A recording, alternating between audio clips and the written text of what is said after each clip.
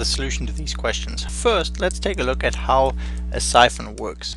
We can identify points 1, 2, and 3 at the reservoir, the top of the siphon, and the outlet. At this point we can neglect the outlet. We just want to know, is it possible to siphon at all? Meaning, can we achieve a siphoning at a minimum velocity?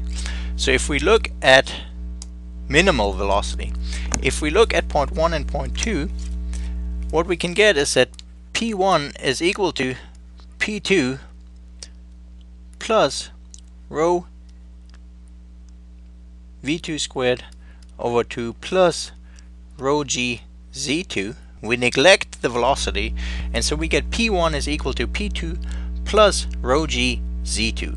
And what we need to make sure now is that the pressure at P2 does not drop below the saturation pressure of the water, which at 20 degrees Celsius would be 2.34 kilopascals.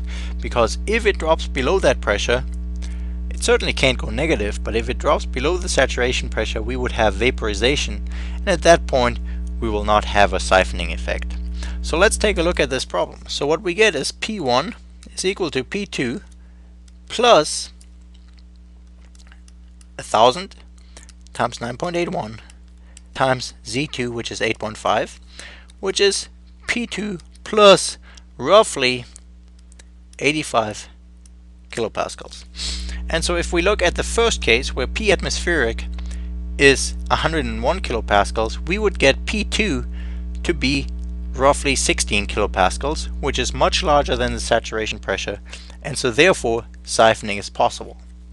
If we look at Mount Shasta at 4,390 meters, P atmospheric is much lower, and so therefore P2 would actually be a negative pressure, which is impossible, and so therefore siphoning is not possible over an 8.5 meter high wall at the summit of Mount Shasta